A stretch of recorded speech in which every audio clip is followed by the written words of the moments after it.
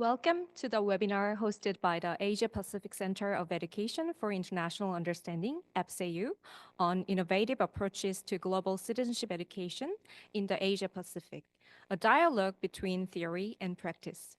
I am Yoon Lee from APCEIU. I would like to extend our gratitude to everyone who has joined this webinar on behalf of APCEIU. In April 2024, with the aim of reinterpreting global citizenship and GCED in light of the historical, religious, and the social context and political and economic conditions of the Asia-Pacific region, APCEIU launched a project titled Rethinking Global Citizenship Education from Asia-Pacific Perspectives. APCEIU has invited experts from the Asia-Pacific region to contribute to reimagining GCED in line with their local perspectives and contexts. This initiative seeks to present innovative approaches to GCED informed by the rich culture and philosophical landscapes of the Asia-Pacific region. As part of this project, today's webinar will demonstrate how various countries are reinterpreting GCED in light of their unique context. I also would like to highlight exciting news that the outcome of this research project will be published as a book at the end of this month with the same title, Rethinking Global Citizenship Education from Asia-Pacific Perspectives. We will be announcing the book launch on the APCEIU website, and your support would be greatly appreciated. Before we begin the sessions, I would like to share some housekeeping details. This webinar will run for about 2 hours. During the webinar, all participant lines will be muted. This webinar consists of 2 sets of panel discussions, each featuring 3 presentations. At the end of each panel discussion session, there will be a Q&A session from the floor. Please type into the chat box if you have any questions directed to the panelists. Your comments and questions are welcome. Please note that this webinar is being recorded, and the recording will be available at APCEIU's YouTube channel as well. Now, I would like to invite the Director of APCEIU, Mr. Lim Hyun-mook, for his opening remarks. Mr. Lim, floor is yours. Thank you, Yoon. Good morning and good afternoon. Welcome everyone to the webinar on Rethinking Global Citizenship Education from Asia Pacific Perspectives. Thank you all for joining us today for this webinar. First, let me thank the presenters who are also the participants in our research project on rethinking GCED, Global Citizenship Education from Asia Pacific Perspectives. Initially, this project title was Redefining GCED from Asia Pacific Perspectives.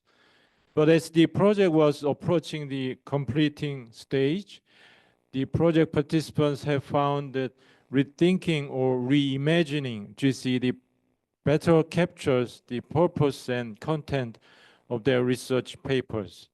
Accordingly, we have changed the project title, and we are now using the changed title, Rethinking GCED from Asia Pacific Perspectives. As you know, this project is initiated and coordinated by APCEIU, which is a UNESCO center specializing in the promotion of GCED in Asia Pacific and other regions as well. APCEIU, as we and many others call ourselves commonly, is based in Seoul, South Korea, and so it is only natural that APCEIU tries to rethink or reimagine GCED from Asia Pacific perspectives. From its start, APCEIU has been working to strengthen Asia Pacific contributions to education for international understanding and GCED, including through articulating and sharing ideas and experiences of Asia Pacific with the international community. Building on this work, APCEIU early this year came up with a proposal for a research project to redefine GCED from Asia Pacific perspectives and invited scholars in Asia Pacific countries to join. Thankfully, they all agreed to contribute to the project, and I once again thank all the project participants for their support for the project. Today, we are very delighted to listen to project participants' presentations, which will be summaries of their research papers. Before closing my remarks, I just want to make one point. That is about the purpose of our research project. As you are all aware, GCED theories were developed mainly in Western context and have been discussed mainly by Western scholars. There have been a very few contributions from Asia Pacific. So the purpose of our project and also the purpose of this webinar is to strengthen Asia Pacific's contribution to the discussion on GCED from its diverse perspectives and based on its diverse experiences. We believe this contribution will make the discussion on GCED richer and livelier. We believe this contribution will also facilitate dialogue between Asia Pacific and other regions on GCED. Thank you all again for your participation in today's webinar, and I hope you will gain insights and ideas from the presentations and discussions. Thank you. Thank you, Dr. Lim, for your opening remarks. Now, it is my great pleasure to invite our panelists. First, Dr. Sichung Chen is an associate professor at Kyushu University. He specializes in citizenship education at the intersection of education and politics. Could you please change the slide? And next, Aigul Kulnazarova is a professor of international relations and international law at Tama University. Her research intersects global peace studies, security, human rights, global citizenship, and global governance. Kyushu Seoul is a professor at Gyeongin National University of Education. His research interests lie in democratic citizenship education in the age of globalization and localization. Next, Musumi Mukherjee is Associate Professor and Deputy Director leading the Center for Comparative and Global Education at O.P. Jindal Global University, India. She teaches a course on global citizenship and international understanding and has published articles on GCED in India. Next, Tanya Samu is a senior lecturer at the University of Auckland in Aotearoa, New Zealand. Her research is rooted in sociocultural, historical, and critical perspectives of diversity in education, with particular focus on Pacifica education. Next, Sipapan Chiosavasti is a lecturer at the Chulalongkorn University. Her research centers on Buddhist philosophy, virtues, and emotions as part of her wider interest in a good life. She will join us at the second panel discussion. From APCEIU, we also have Chi-Sun Mi, Acting Head of the Office of Research and Development, also joined today's webinar. Now, we will begin the panel discussion 1. The topic of this session is how is GCED shaped by local contexts in Asia-Pacific countries?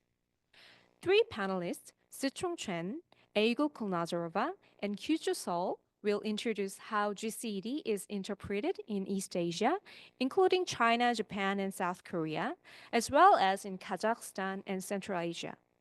We will also explore the relationship between national citizenship and global citizenship. First, Sichung Chen will be giving a presentation entitled Performing Global Citizenship Through National Citizenship, Humanity, Politics, and Competency.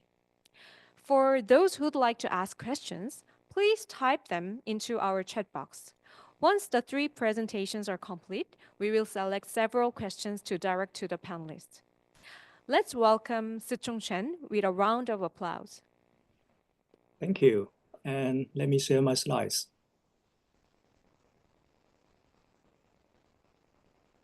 All right.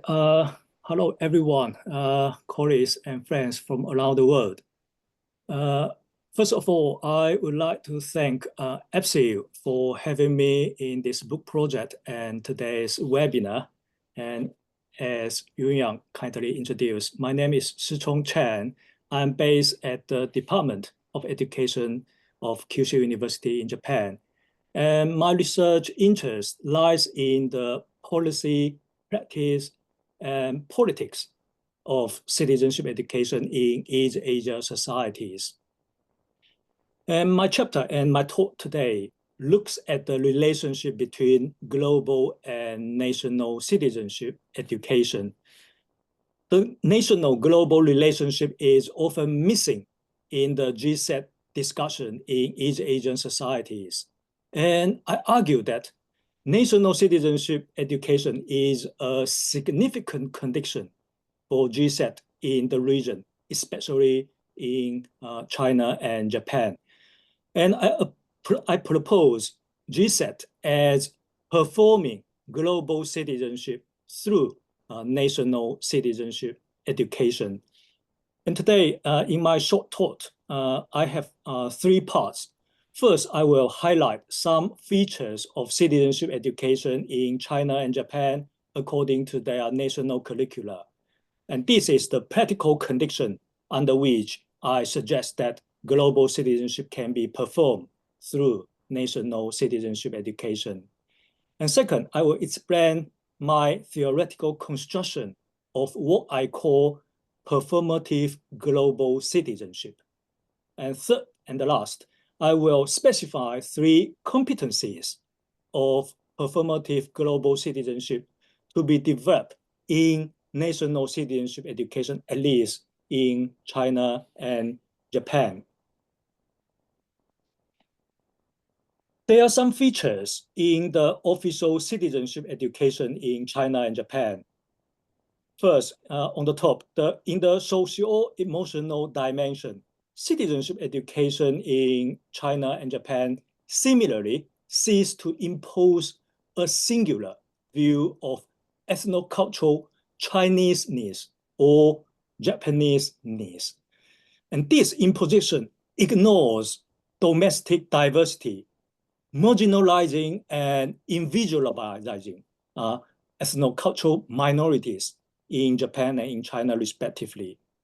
So while Chinese and Japanese national curricula similarly acknowledge the common identity and moral responsibility towards humanity, they intertwine with national identity and responsibility. For example, the Chinese national curricula mention the duty towards humanity after the duty towards the nation. And the Japanese one recognize the need to contribute to world peace and human development, but only as Japanese living in the world.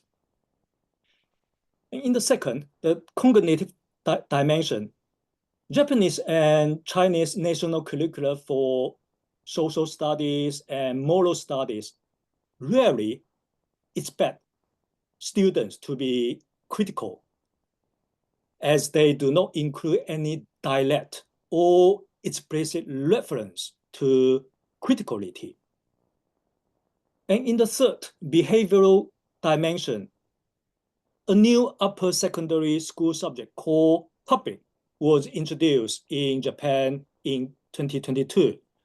And while the subject expects students to apply the ethical value of social justice in local, national, and international engagement, it does not prioritize social justice over existing structures.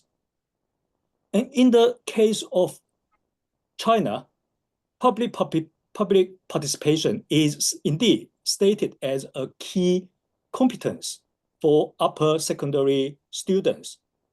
However, it's limited to the national community and with no concern about social justice. So these features constitute the practical conditions for GCED in China and Japan.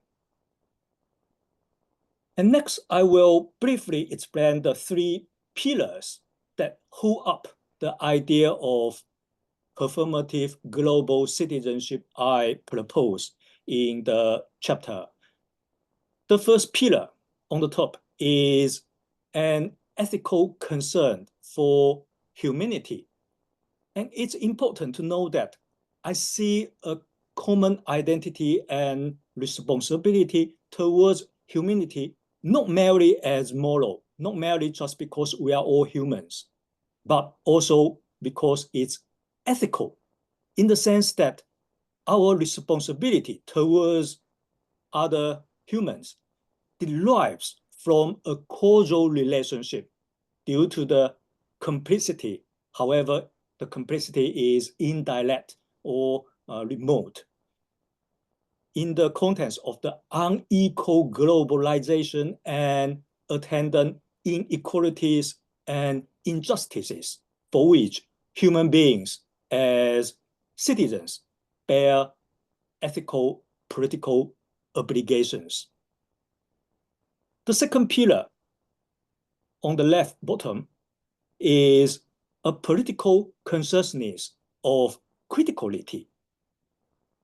This chapter endorses critical GCED, which is distinct, different from neo-conservative GCED, which appropriates GCED to serve national priorities, and is different from neoliberal GCED, which instrumentalizes GCED for economic purposes. And critical GCED is distinct from liberal or cosmopolitan GCED, which has universal values for granted and grounds GCED merely on the moral commitment to common humanity.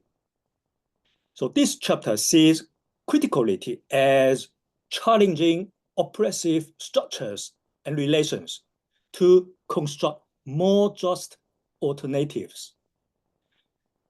Critical GCED is often preoccupied with countering Western colonialism, imperialism, and hegemony, sometimes to the extreme of outright rejection of any knowledge produced in the West.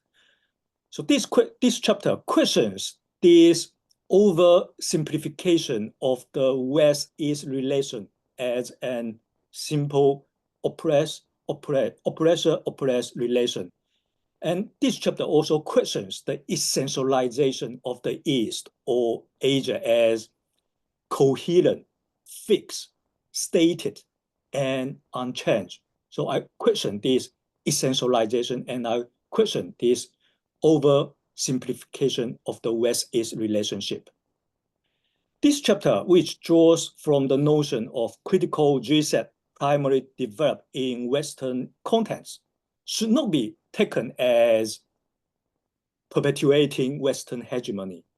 On the contrary, this chapter seeks to contextualize critical GCED and suggests competencies to be developed in Chinese and Japanese formal schooling, through which students learn to act against, that is, to identify, to question, to challenge any forms of social injustice from local to national to global levels. And the third pillar is citizenship as action. Citizenship studies scholar Engin Eason differentiates two types of citizenship: active citizenship, which features habitual practice according to existing orders and rules, and activist citizenship, which features rupturing or disrupting unjust orders and rules. So this chapter synthesizes the two and proposes the idea of performative citizenship, which problematizes while engaging existing orders. So I draw upon the word of gender studies scholar Judith Butler to develop the idea of performative global citizenship. So in the last part of my talk today, I will introduce three competencies that I developed from Judith Butler's idea for this performative global citizenship.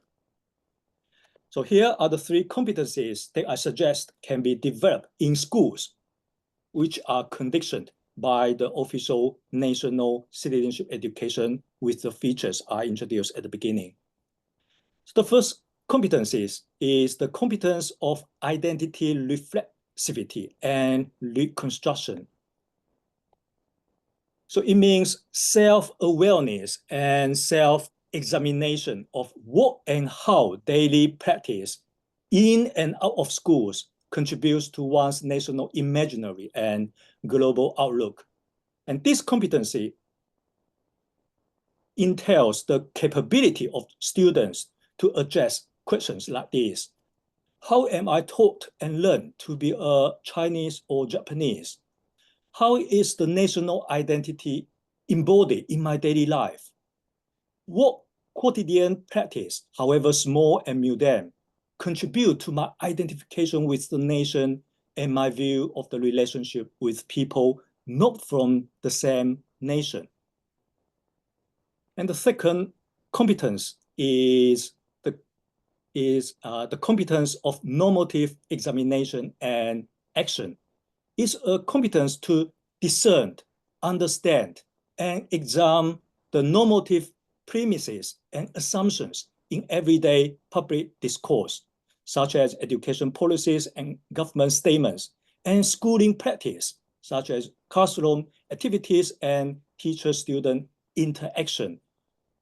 And it should also extend the ability to include reasoning, defending, and enacting liberty, equality, and justice in everyday public life, although what these terms means are subject to constant debate in concrete contents.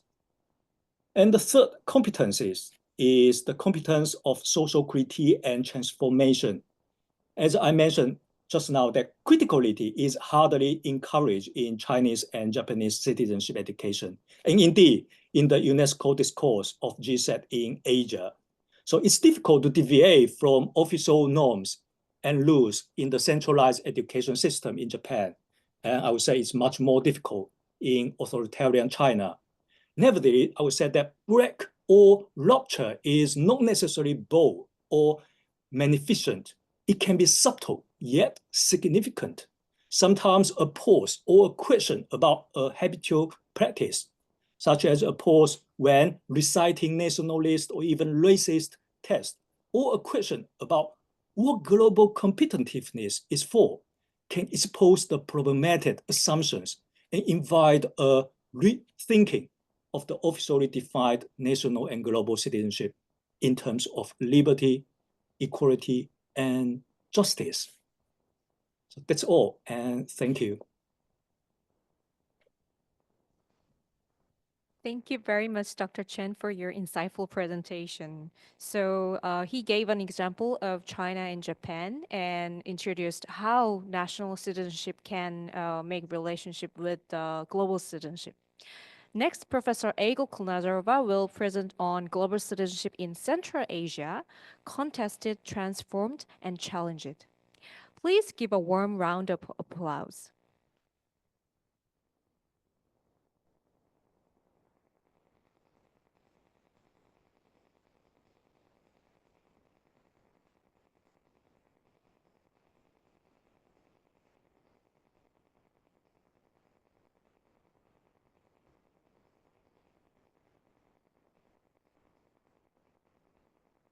Okay, now we can see your screen. Thank you.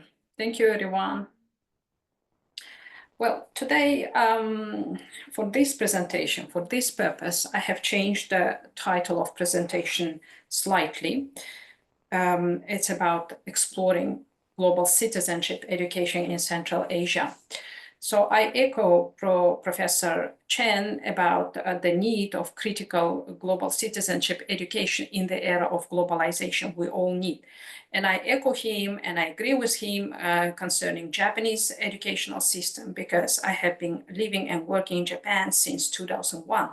At the same time, I come originally from Kazakhstan. So today I would like to share both inside and outside perspectives about the current situation or the current state of global citizenship education in Central Asia, and particularly Kazakhstan. So let me first speak briefly about what is global citizenship education and why we need it today. So GCED is a global education initiative that has been promoted and formalized by UNESCO since about the 2010s at the formal level. And this initiative the main purpose of this initiative is to prepare young students, learners, individuals and adults to meet and respond to the challenges of globalization. So basically it's about knowledge, skills that will fit better the challenges of the 21st century. So climate change, social justice, and sustainable development, to name a few of those challenges. So these all problems, challenges, and promises are very crucial in regions like Central Asia, where cultural diversity and geopolitical challenges intersect. They are not separate, and when we talk about such initiatives or perspectives or potential, we cannot analyze them without looking at other competing or parallel factors. So today I would like to very quickly highlight the historical context of this region, from Soviet legacy to global integration. So the chapter that I contributed to this handbook initiated by the Asia Pacific Center of Education for International Understanding, and I'm very excited to be part of this project. So the chapter I contributed is divided into several parts.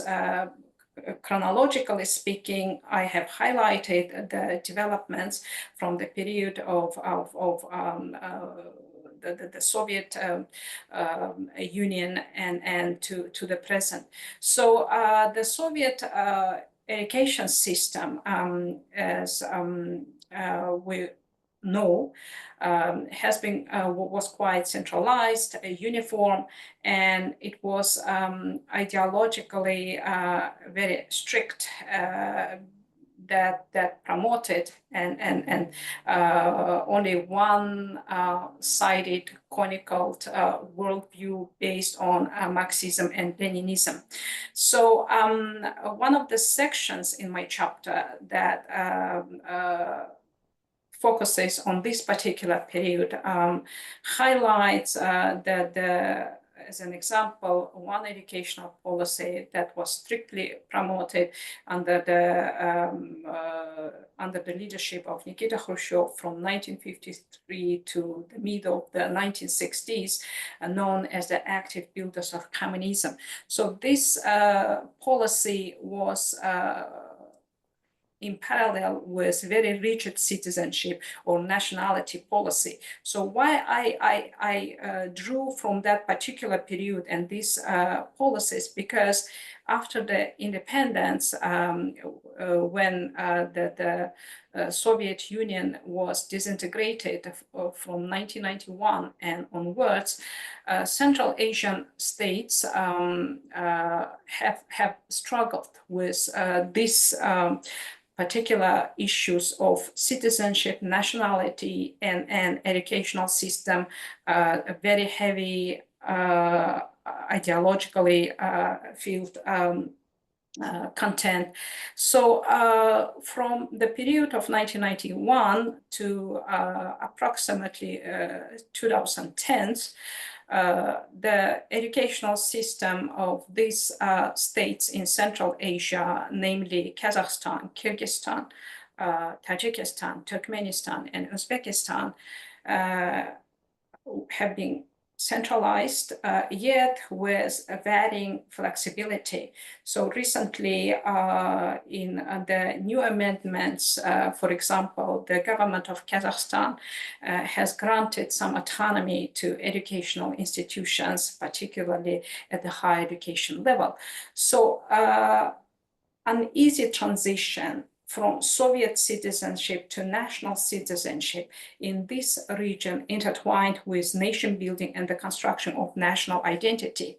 So here, we should mention that the Soviet citizenship and nationality policy was quite not only rigid, but very complex, because Soviet citizens, they all had one line, or they were all they were all listed, or in their passport they had one line of their ethnical origin. So they were formally all Soviet citizens, but divided by their ethnical origins. So this became a big problem for Central Asian countries. So therefore, in the outset of their independence, they had to deal more with national citizenship problems rather than global citizenship initiatives and programs. So for them, it was important to for the purpose of unity, for their national identity, to find the way where they can unite different culturally, ethnically groups to represent their own nations. For example, in Kazakhstan, and this is a very common knowledge and a kind of buzzword, when the Soviet Union collapsed, we often refer to this number. Over 100 different ethnic groups lived on that territory.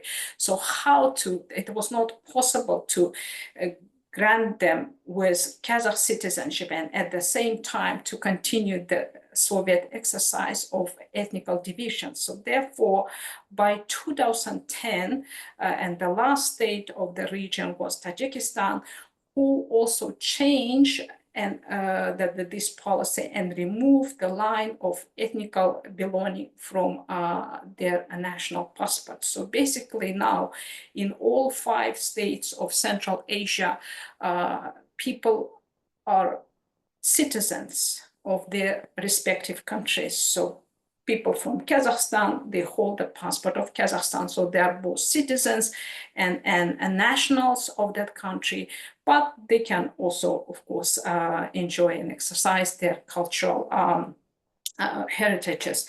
So this transition did not, as I mentioned, allow them to focus or to integrate with global educational initiatives, emphasizing global citizenship education.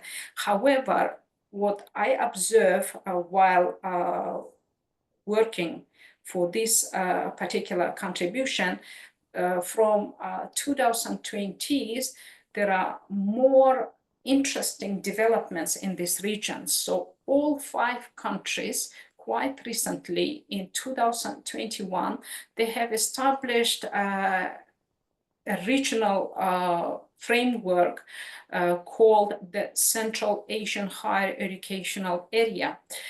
And in the Turkestan Declaration, all 5 states have agreed to move towards building a knowledge-based society. And in the same declaration, they list those competences, knowledge these countries seek in line with global initiatives. So analyzing the historical influences from Soviet education to present-day shifts towards global citizenship, in the chapter we emphasize the impact of centralized Soviet-era policies on current citizenship frameworks in this region. So this transition, especially especially after the Soviet dissolution, so Central Asian countries struggle with integration due to their political, cultural, and resource-based challenges, with Kazakhstan emerging as a front-runner in educational reform to align with global standards. So I have a separate section in the chapter where I highlight those educational reforms of Kazakhstan, that has been ahead of other states in the region due to, in the beginning of independence years, openness policy. So the building a knowledge-based society emphasizes quality assurance, comparable degree frameworks, and lifelong learning. And it is important for these regions' transition from resource-based economies to more diversified and knowledge-driven societies. So along with these standards, Central Asian states, as they said in the declaration, in the Turkestan Declaration, aim to promote innovation and critical thinking. And here my colleague Chen highlighted some examples from East Asian countries. So it is a big different situation in Central Asian countries, particularly in Kazakhstan. So the challenge is not about critical thinking skills, but more about how to implement global citizenship disciplines, programs, and schools, and so on, and even universities. So just very quickly to highlight the challenges and progress of GCED in the region. So the national curriculum of Kazakhstan now includes, very loosely, I'm using this word, GCED, with just some topics covered in several social science and humanities disciplines such as history, geography, and so on at the secondary school level. And GCED still remains a new phenomenon with just very maybe very narrowed discourses that was initiated by several institutions in the country. The main university, one of the first universities in the country, Al-Farabi Kazakh National University, the regional office of UNESCO in Almaty, and the United Nations Academic Impact Program in the country. They have initiated some discourses, they have organized some workshops, but they don't have programs on global studies or particular global citizenship or global citizenship education. So in Kyrgyzstan, they have also integrated some topics and courses, not separate disciplines related to GCED at the secondary school level, mainly through NGOs. And here they're different in terms of development of these programs than Kazakhstan, and international partnerships. So recently, and I have found this after I completed my chapter in July 2024, the regional office of UNESCO launched localized GCED projects in Kyrgyzstan, and it's a pilot project for 2024-2025 that focuses on social cohesion and intercultural competence. And Kyrgyzstan, just like any other state of this region, is very diverse culturally, ethnically, and I will be just looking forward how this project will move forward. So I'm sorry to interrupt, but yes. you have just 1 minute. So. Okay, yeah, I got it.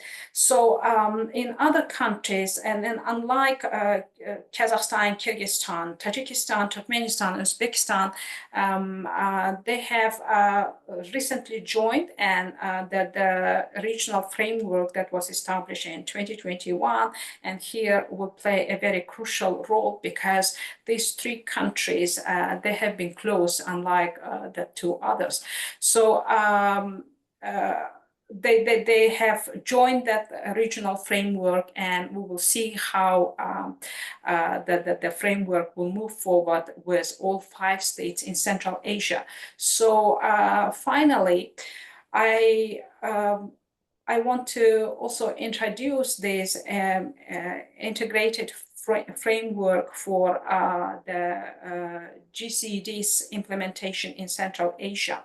So we speak, when we write any research, of course, we always begin from theories. We look for theories that we can frame our questions, our research questions within. So some typologies have been already written, but mainly by Western scholars. So those typologies can be useful to rethink some of these first step initiatives, for example, in Central Asia. Cosmopolitan-based approaches to GCED that focus on political, moral, economic, and cultural approaches, and advocacy-based approaches to GCED that emphasize the role of social, critical, environmental, spiritual, educational programs. So when it comes to Central Asia, and particularly to Kazakhstan, some local concepts can be very relevant to promote GCED and implement it within their national curriculum and other initiatives. For example, Al-Farabi, this scholar thinker, is very important, particularly for Kazakhstan, because he was born in the territory of Kazakhstan, in the historic city of Farab. So this is how his name comes from. The leading university of the country is named after him. Streets and towns and all are named after him.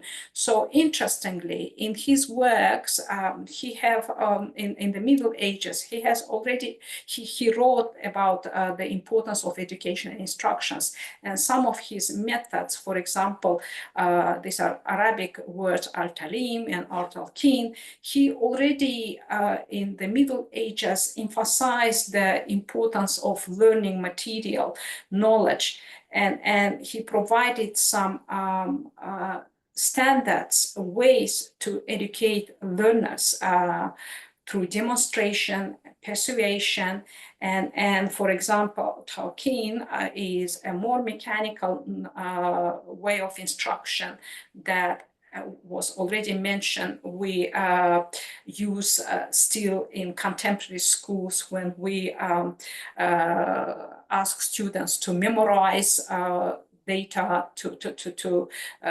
just that we still apply these traditional teaching approaches through memorization and other mechanical training. However, for him, back in those ages, at times, talim was more important because it encourages critical thinking by asking questions, by formulating concepts, by challenging those formulated concept. So why I bring this? Because if we begin to rethink about global citizenship education in different regions, we may find very old, almost forgotten concepts that can be used and more relevant today for us because they belong to those localities. So therefore, they can be easily understood rather than bringing from outside and trying in some record time to implement those programs, which are not always accepted easily or readily. So his visual citizenship ideas are very important, or political unified political community as well. So lastly, other important local heritage that can be used to promote global citizenship and multiculturalism in case of Kazakhstan include its nomadism, historical nomadism. And if we go back to those times and learn how those nomadism way of living, thinking, coexisting, they coexisted with new cultural imported of religions, for example, Islam, Christianity, and others, it might be also interesting to look them to formulate and even define in the next step the ideas of global citizenship in our contemporary period. So finally, our framework, we need to continue this kind of work to not only rethink, but in the next step to redefine global citizenship education. So for Central Asia, system analysis approach would be very important, right? To understand the distinct dynamics within all these countries and find out those systemic factors that affect or could affect GCED, and integrated approach along with institutional approach for structural sustainability will be very important. So thank you very much. If you have any questions, I'll be happy to take them. Thank you. Thank you very much, Aigul, for sharing your valuable insights. So she basically introduced how Central Asian countries moved to the knowledge-based society and then shared local concepts such as Alpha-Arabic teachings and Kazakhstan's multiculturalism. Next, Professor Kyuzu-Seol will be giving a presentation on the direction of GCED in Asia-Pacific region, starting from locality and aiming for universality. Professor Seol, floor is yours.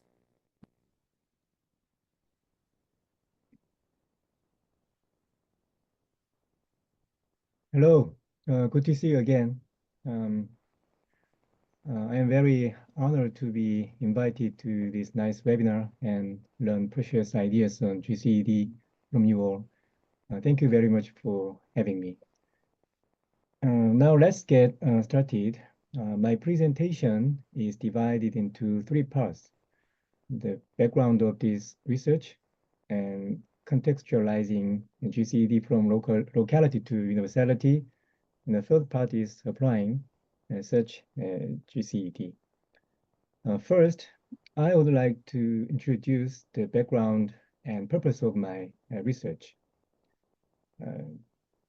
Many of the approaches to global citizenship education around the world are deeply related to cosmopolitanism, which views all human beings as members of a single community that is called Earth, and emphasizes common and universal moral standards that transcend differences among various individuals, groups, and regions.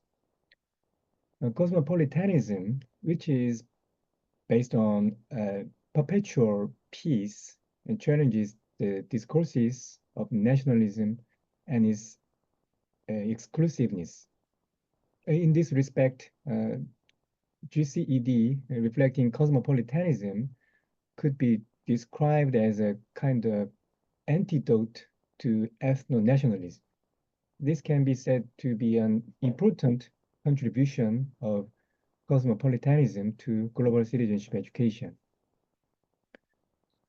Such conceptions of global citizenship education in terms of cosmopolitanism are often criticized because of the myth of Western supremacy. This myth could have led to Western perspectives and methods of global citizenship education becoming the standard in non-Western countries, such as those in Asia. Here, I don't mean to blame cosmopolitanism itself. I'm just saying about the Western supremacy in Asia. Western supremacy could emphasize the Western things as common and universal moral standards. Of course, it is necessary that Asian countries refer to the principles and trials and errors of global citizenship education in Western countries and learn from them. However, copying Western perspectives or practices to the letter is neither desirable nor recommended, because Western discourses or experiences might not always apply in non-Western contexts.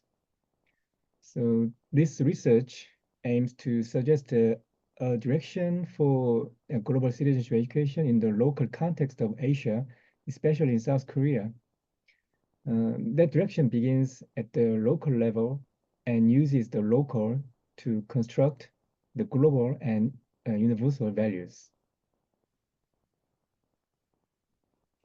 Now let's move on to this.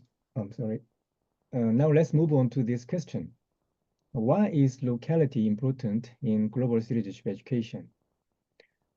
Citizens in the age of globalization are those who can take both local and transnational approaches to the various issues around themselves and the world, as well as deal with global issues in the context of locality and reflect on local issues from global perspective.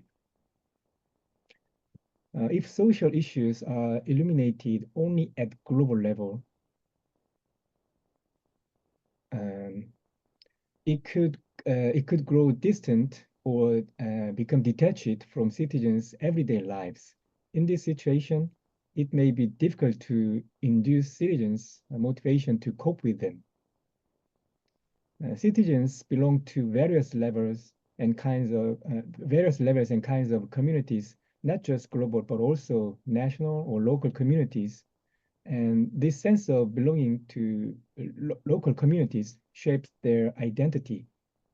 Engagement in social issues could be more animated where citizens live their daily lives. In this respect, to emphasize the importance of locality in GCED, I would like to add this phrase, begin locally, expand globally, to the original famous phrase, think globally, act locally. We can also ask this question, how can locality be in balance with universality? Here, we can focus on the ideas of Paul Clark. He suggests a posteriori universalism as an alternative of a priori universalism. A priori universalism can be defined as a universalism that begins with given and fixed universality. It is based on liberalism, which emphasizes universal human freedom and reason, and gives priority to individual, civil, and political rights. A posteriori universalism does not rely on universality as a priori, but discovers universality in our actual life and lived experience. It focuses on differences and particularities in each local community. This universality is not a given, but an acquired and constructed one. Posteriori universalism does not ignore or exclude the uniqueness that each region, country, community, or culture has in order to pursue universality. Instead, it cherishes the citizens' everyday affections, commitments, and participations as a starting point and resource toward universality. That is posteriori universalism ultimately pursues universality in the process of examining our everyday local life in terms of global perspective. Now we should apply global citizenship education with the beginning locality and going to universality. I would like to apply difficult history in GCED in terms of posteriori universalism.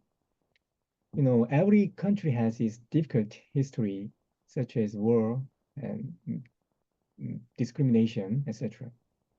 One example of difficult history related to South Korea is Statue of Peace that was erected to commemorate the comfort women. Sometimes they are called sexual slaves who were forced to serve for the Japanese army during World War II. The number of the comfort women is estimated 50,000 to 200,000. And the number of statues of peace is around 150 in Korea and around 15 abroad. For example, in China, Australia, Germany, Italy, the US, and Canada. The statues have been built in parks, universities, or local community centers, etc., giving citizens the opportunities to see them in their everyday lives. Some schools and NGOs bring students to a nearby Statue of Peace and use it as a resource for history education and global citizenship education.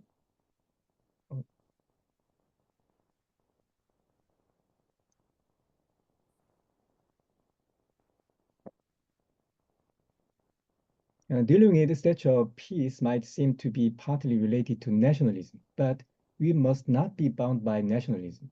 We must reflect this local history of a specific region in terms of more universal and global perspectives. We can also connect the comfort women issues in Asia to the women's rights issues or human rights issues in other wars, such as the Russia-Ukraine war and the Israel-Hamas war. The Statue of Peace erected throughout Korea and in other countries are not just a sculpture occupying a specific local place. Rather, it tells the difficult history of numerous female victims who were forced to be exposed to sexual violence during World War II. Such a sad history does not end, does not remain only in the past, nor just in Korea, but goes beyond time and space and concerns universal values that we still need to pay attention to today in all corners of the globe, including Ukraine and the Gaza Strip. Thank you for your attention. Thank you very much for your excellent presentation. So he introduced a case of Korea, including the Statue of Peace and how we could use these local examples and balance the locality with the universality. So thank you very much for your presentation. And dear participants, please leave your questions and comments into the chat box. We will now begin the Q&A and discussion session related to the three presentations by our panelists. First, we have a question for all three of you, but maybe because of the time limit, maybe we can only one or two panelists can answer this question. So the question is, what challenges and potential benefits do you see in promoting global citizenship through contextualized GCED in the Asia-Pacific region? So who would like to answer to this question? Professor Kulnazarova? Yes, I can go first. Thank you. Challenges will always be when we want to promote anything, right? So here too, the potential is big because we need to understand that globalization cannot be removed or stopped. It is unstoppable, right? So we're talking about different directions, okay? How we can be part of this era called globalization. So global citizenship is important in this context to promote and educate young people in particular, but as adults as well. And here we face certain challenges. Some think that global citizenship challenges national citizenship. Yes, partly it is true, but not necessarily today. Maybe in the context of Central Asia, maybe it was a difficult issue some 20, 30 years ago, but not anymore, because there is more understanding and openness in the region that we need to be part of the world community. So when it comes to the implementation of these programs, some of these participants mentioned that there are challenges that teachers, local teachers, they are puzzled when they hear the idea of global citizenship. They are puzzled because they think that they already teach those competences, skills, and knowledge to their students, under maybe different names or disciplines or programs, which is fine. It does not have to be global citizenship, but what we need to do is that to define and redefine those existing programs, right? So how do we teach? Because there are sets, not just one set, there are sets of competences. So we need to learn from each other. Maybe we can adopt them, right, in different countries and regions. So we do not need to be afraid of the word globalization or global citizenship. It is not anymore liberal globalization. We moved away from that unipolar type of globalization towards more multipolar, right, globalization. So we need to learn about those multiple perspectives. So if we don't take from local context, we will never learn about them. So that's a big job, challenge, and agenda for educators at all levels, from secondary to higher and professional. Thank you. Thank you for your answer, Egil. Is there anyone who'd like to add to Egil's answer? I will. Yes, Professor Seoul? Yeah, thank you for the good question. In brief, I'd like to say the benefit of contextualized global citizenship education is diversity. You know, these days, a lot of parts, a lot of things in non-Western countries, including Asia, influenced by the Western thing.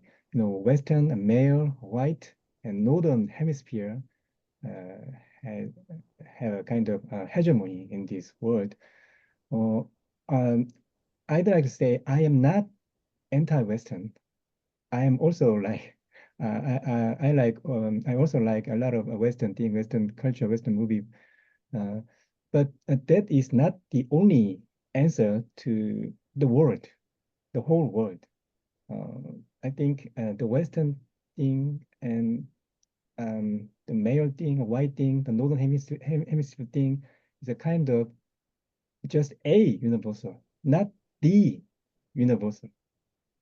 So I think if we try to pursue the contextualized global citizenship education, not just in Asian countries, but also some African countries and South American countries, we can enrich our concept and principles and practice of global citizenship from various local experience. Thank you. Thank you very much for your answer, Professor Seoul. There are so many interesting questions and comments in our chat box, but probably because of the time, I think we should select only one. From Andy Smart from the UK, we have a question for Sichong Chen.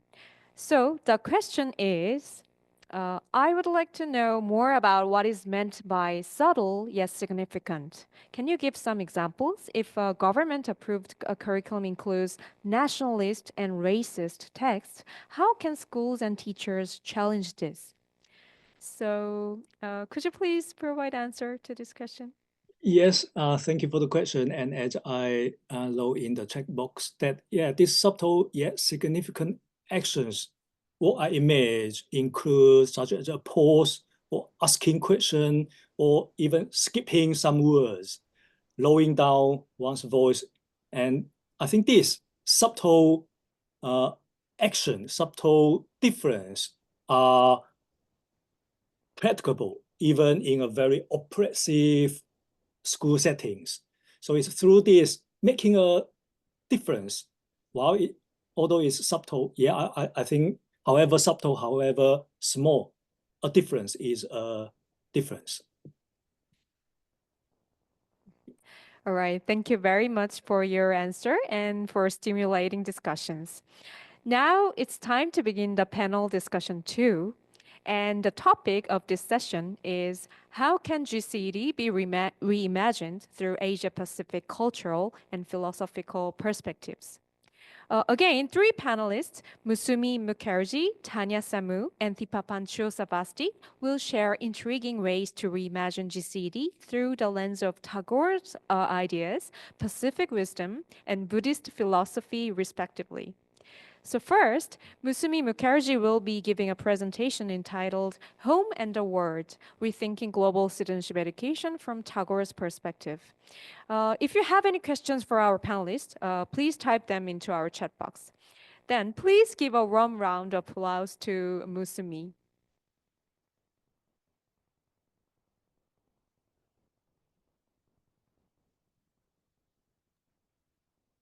Thank you, Yoon-Yang, and thank you, APCEIU, for inviting me into this research project.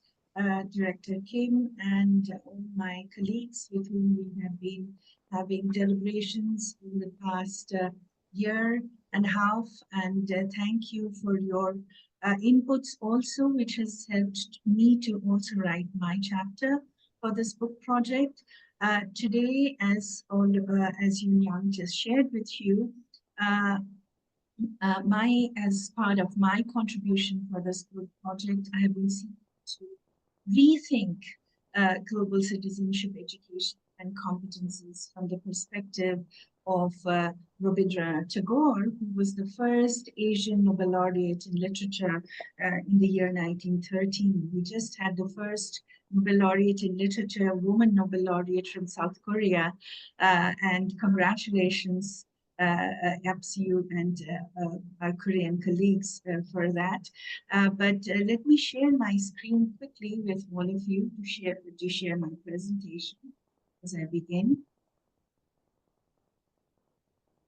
I hope my screen is visible. Yes, we can see your screen, but could you please make a full screen? Thank you.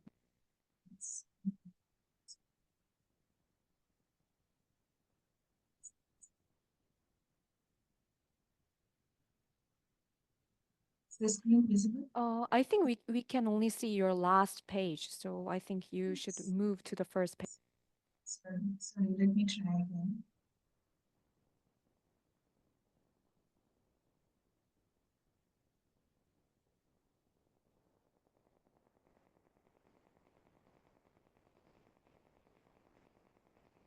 Is it visible now? It's still not a full screen. Could you please expand I'm your doing screen? that.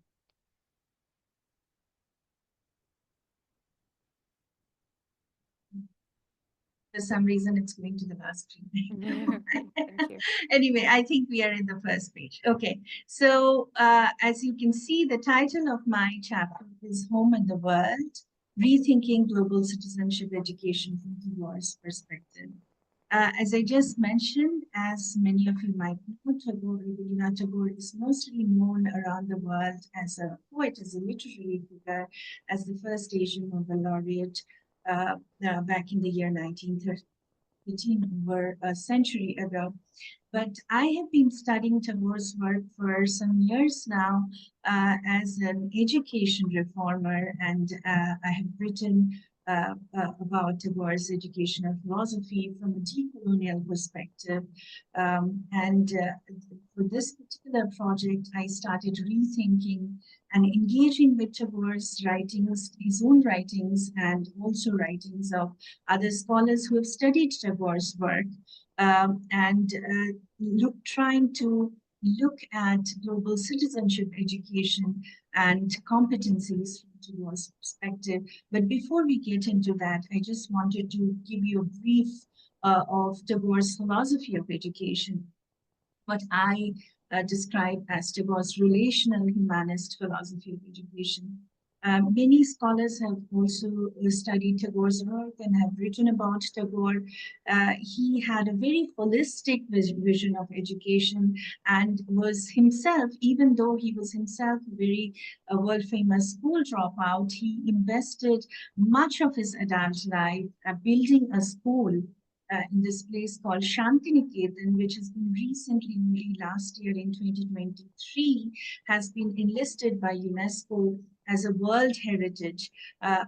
He established a school and thereafter a university called Vishwa Bharati, which literally means Vishwa in English means world, and Bharati is something Indian. The Indian university, which is a world-minded university. That was the vision behind setting up Vishwa Bharati University. Now, Tagore, as I read Tagore and Tagore's work, and as I said, it's not just my reading, several other scholars who have read Tagore's writing and his work, including international scholars from different parts of the world who have worked with Tagore in his school and university and observed his work. There is, as many of my colleagues in the previous panel talked about, there are different typologies of the global citizenship education that has been developed and evolved primarily in countries of the global north. And there is this cosmopolitan approach and advocacy approach to global citizenship education. And often people find there's some sense of a conflict between the global and the local when we talk about global citizenship education. As I was observing some of the chats, the questions that some of the audience members were putting in the chat, also this is a question all educators confront, I myself confront while teaching my course here at the university. Is global citizenship education against national or local citizenship? And what is the relationship between the global and the local? And in Tagore's philosophy of education, you find that there is a wonderful integration of this global and local. And I have taken this term home and the world from one of Tagore's own writings, a very famous novel written by Tagore. And refer to him to Tagore as rooted cosmopolitan, a term which was used by a Ghanaian American contemporary educational philosopher, this is a term that is really very suitable to refer to Tagore, who had a very cosmopolitan approach, yet he was very rooted in his local cultural context. And if you study Tagore, you will see that he was a very patriotic Indian in his own right, and penned several patriotic songs which inspired the freedom movement within India in the previous century, freedom movement from British colonial rule. And actually, the national anthem of India was also one of those that was written by Tagore. And also the national anthem of our neighboring country, Bangladesh, was also written by Tagore. And even the Sri Lankan national anthem was inspired by Tagore and was written by one of Tagore's students who studied in Tagore's school in Shanghai. So you'll see Tagore has a great cultural importance for this region of the world, which is South Asia. And this is one of the big reasons it would be very important to engage with Tagore's writings for understanding global citizenship. Just give me one moment. I'm sorry for this disruption. Just a moment.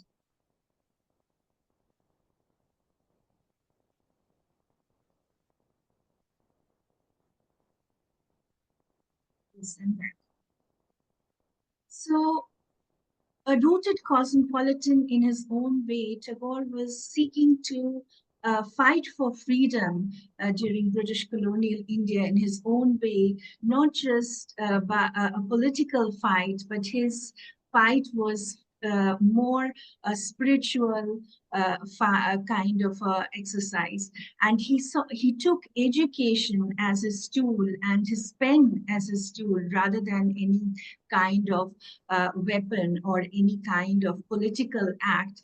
He sought to fight for freedom through education, through his own writing and through education, freeing the minds of people, freeing the minds of the future generation.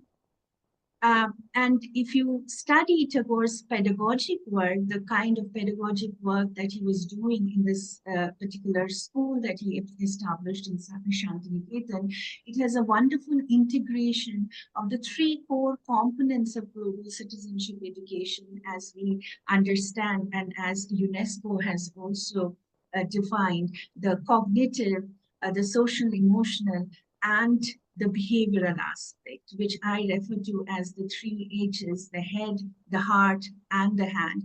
All these three aspects were wonderfully integrated in the pedagogy of the school that Tagore established. And even though he was establishing his school as a response to, his urge to fight for freedom through education, was a decolonial act on his part. And there are many writings of Tagore where he refers to the schools during colonial era, the mainstream schools from which he himself dropped out, as factory model of schools. And he openly critiqued the kind of teaching and learning pedagogy that was followed in the school.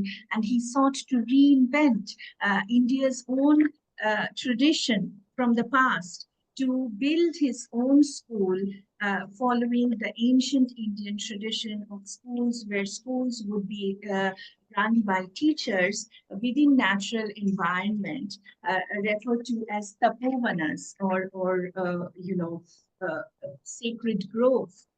And I'm quoting here from one of very famous Tagore scholar, Ketki Kushari Dyson, and she wrote in 1996 about Tagore. He was a pioneer in education, a rebel against formal education in his youth. He tried to give shape to some of his own educational ideas in the school he founded in Shantiniketan in 1901. There is no doubt that to some extent he tried to revive the ancient Hindu concept of the place of learning as tapovana or a sacred grove. To his school, he added a university, Vishwa Bharati, formally established in 1921. Through his work in the family estates, he became familiar with the deep-rooted problems of the rural poor and initiated projects of community development at Shilaidaha and Patisar, the headquarters of the estates. At Patisar, he started an agricultural bank in which he later invested the money from his Nobel Prize. In the village Surul, renamed Sriniketan, adjacent to Shantiniketan, he started an institute of rural reconstruction. So as you can see, in Tagore's philosophy of education, the local community engagement was key. Right? Local community engagement was key. And even though he was building his own school in the model of ancient tapovanas, schools, he was also very critical. And he was critically reinventing that tradition, because these ancient tapovana schools were not inclusive learning spaces. They were, as Indian society is very caste, class, gender divided society, they were very exclusive places of men belonging to a certain caste class. But the Shantiniketan school that Tagore built was an inclusive learning space where students from all various backgrounds, including girls, which was quite progressive during those times, even in within British India, even in the UK, there were very few co-educational schools. But Tagore School was inclusive of gender divide during those times, and also inclusive of students from diverse background. And teaching and learning would take place in an open environment. And this is something, as all of us know, in the context of sustainable development, currently many schools around the world are trying to experiment by setting up kitchen garden in the backyard of schools, by even in big cities like New York City, they are trying to do things like this in many Western countries, trying to engage children in doing activities in the middle of nature to build a relationship between nature and the students, so that they are protective about, caring about the natural environment. Now, if you look at post-colonial Indian education policies, we are currently under National Education Policy 2020. But prior to the National Education Policy 2020, the earlier national education policies, the primary challenge of citizenship education was very much establishing an Indian national identity. Indian national identity formation was key in all the previous, actually not, there have been only two previous national education policy in post-colonial India. And they were very much focused on national identity formation because of the wide, diverse cultural diversity within the larger Indian context. There is so much linguistic and cultural diversity, so that was the primary focus. Only in the new national education policy, which was just released in the middle of the pandemic, recently you will see there has been this new focus on global citizenship. And here's this quote from the new national education policy for all of you. The policy envisages that the curriculum and pedagogy of our institutions must develop among the students a deep sense of respect towards the fundamental duties and constitutional values, bonding with one's country, and a conscious awareness of one's role and responsibilities in a changing world, responsible commitment to human rights, sustainable development in living, and global well-being, thereby reflecting a truly global citizen. So you'll see that there is definite focus on global citizenship education here for the first time in National Education Policy 2020 within India. But when I have interacted with students and also teachers across this country, often I realize that there has been a lot of difficulty in understanding what it really entails. What is global citizenship? Because citizenship, as we all know, has been conceptually so bounded by the very, very concept of a nation state. Now, for this particular project and for when I was engaging with the larger academic debate and literature on global citizenship education, you'll see there are scholars even in the West who have been engaging deeply philosophically and empirically with the context, and a couple of them, particularly Kwame Anthony Appiah, the Ghanaian American scholar from whom I borrowed the term rooted cosmopolitan to refer to Tagore. And also Martha Nussbaum and a few other scholars refer to Diogenes, a 4th century BCE Greek, who referred himself as, I am a citizen of the world. So this concept is not new, they say. The global concept of global citizenship is around for several centuries. But with regards to the empirical literature on global citizenship, several typologies have been identified by scholars, out of which cosmopolitan approach and advocacy approach, which my colleague Argo talked about in the previous panel. There's also the global competencies and global consciousness approach that has been researched on by scholars around the world. But there's a lack of uniformity in definition and understanding of global citizenship education. across different regions of the world.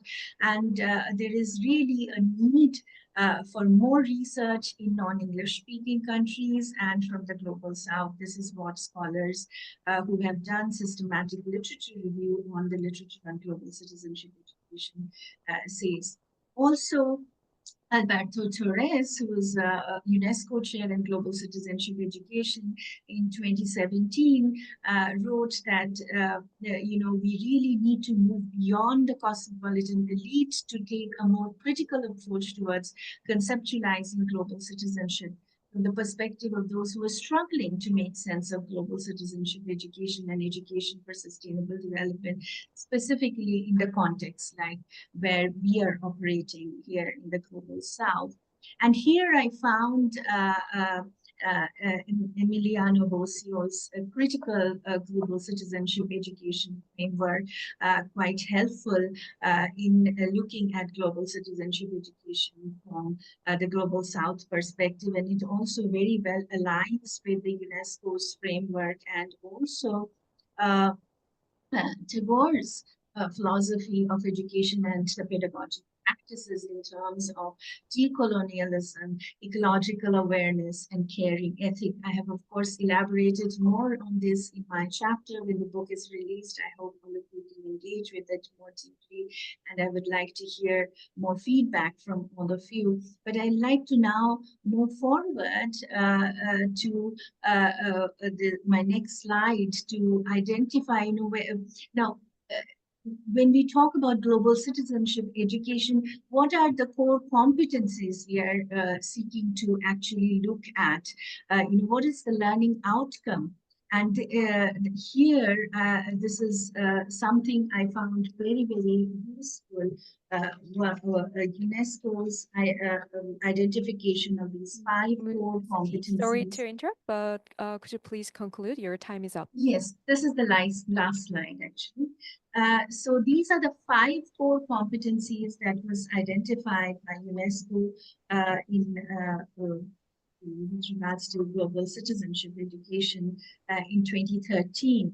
And in terms of collective identity, universal values, critical thinking, empathy and intercultural communication, and collaborative and responsible action. And if you think through these competencies, it becomes much easier to understand what are the kind of competencies you are looking at when you are thinking about global citizenship education. What are the kind of competencies your students are going to have in the future? And here I'm quoting from a letter Tagore wrote to his son in 1916 with regards to his vision for Shantiniketan. I have it in mind to make Shantiniketan the connecting thread between India and the world.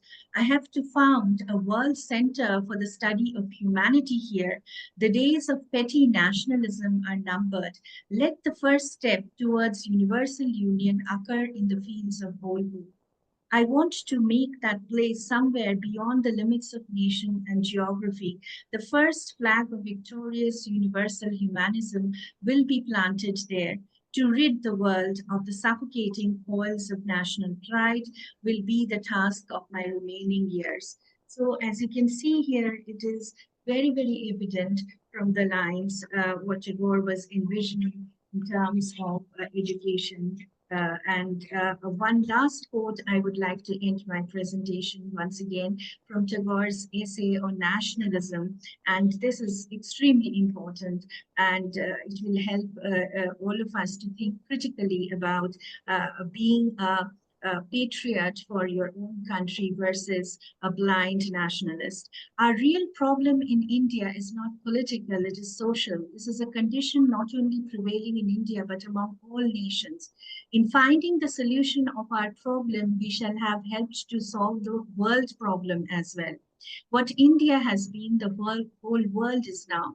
The whole world is becoming one country through scientific facility, and the moment is arriving when you also must find a basis of unity which is not political.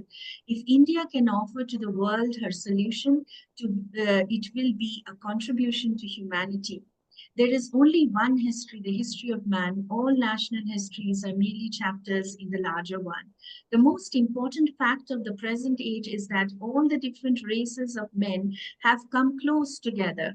And again, we are confronted with two alternatives. The problem is whether the different groups of people shall go on fighting with one another or find out some true basis of reconciliation and mutual help, whether it will be interminable competition or cooperation.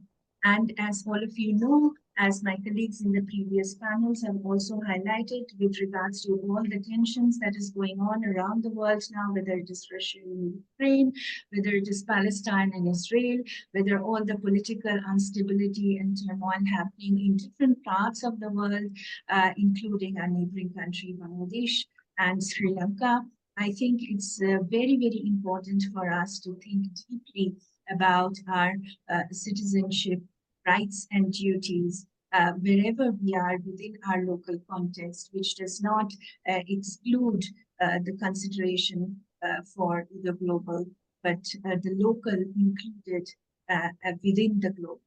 Thank you. Thank you all for your attention. I hope that once the book is released and you read the chapter, there are more questions that come up in the future, and even after this presentation. Thank you all for your attention. Thank you, Ms. Mee, for your insightful presentation. And it was also very impressive to listen to beautiful quotes from Tagore's writing as well. And I think all the participants will be able to see these beautiful quotes again in her chapter once the book is released. So please stay tuned. Next, Dr. Tanya Samu will present on reimagining GCED through Pacific Oceanic Moana perspectives. Please give a warm round of applause.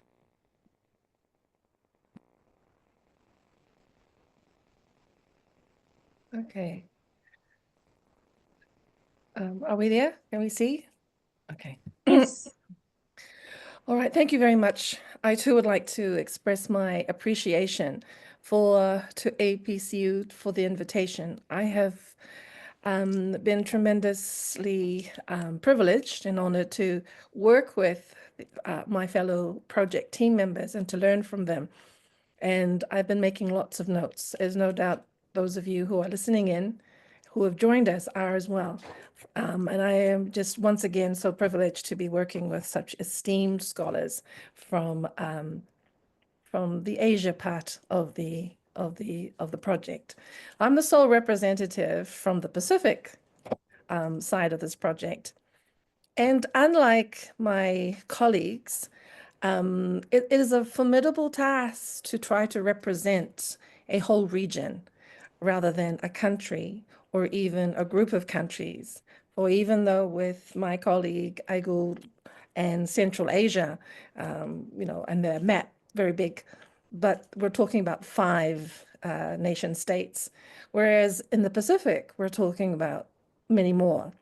And so that has been one of the things I have grappled with in terms of producing some thoughts and sharing some ideas, beginning a conversation, I would prefer to call it, in my chapter on Pacific philosophical perspectives, Pacific indigenous knowledge, Pacific ways of knowing, doing, and being in relation to global citizenship and global citizenship education.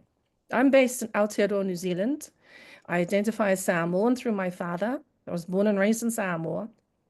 And my mother is Māori, Ngati Kahungunu, Ki Wairapa, from New Zealand. So I have 2 heritages. And living in New Zealand, my identity is predominantly as an immigrant working at a university, and as in my profile, Pacific issues and interests and concerns in terms of education has been the main component of my platform, my research and teaching. So to begin, the actual chapter of my contribution is entitled Global Citizenship Education and Pacific Indigenous Ways of Being, Knowing, Doing, exploring possibilities.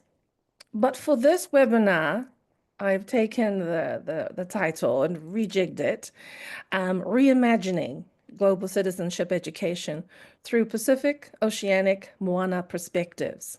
And I'll explain this sort of shift around in the label or the terminology that I'm using in the next slide. But I want to paint this picture. The usual expectation or the understanding, and forgive me if you're not one of those people who thinks in such ways, is that the Pacific Ocean, which covers 1/3 of the Earth's surface, is merely about a body of water with some islands scattered around it. And it is a way of, it's in between the East trying to get to the West and the West trying to get to the East. And the island countries and the islands within this vast ocean, body of ocean water are stepping stones to get to the East, to get to the West. And sometimes, and oftentimes, there isn't really any depth or thought and consideration for those so-called stepping stones, the island nations, let alone their peoples who have settled in Pacific Rim nations, the so-called Pacific diaspora. And so one of the concerns that our intellectuals have had and have expressed for almost 5 decades now, is the concern about what my colleague and I have called the small islands perspective of our area, of our region. The small island perspective focuses on yes, the economic and geographic characteristics of these island nations, the geographic isolation. We never thought we were isolated, but in terms of economics, isolation from markets, our unique physical features, which allow us or position us to be prone to certain climate events, small population sizes relative to other nations around the world and land area, etc. And so this focus on our incomes, on our economic development, and so forth, becomes problematic if it is the only view of islandness that is considered and let alone taught in our universities and in our schools.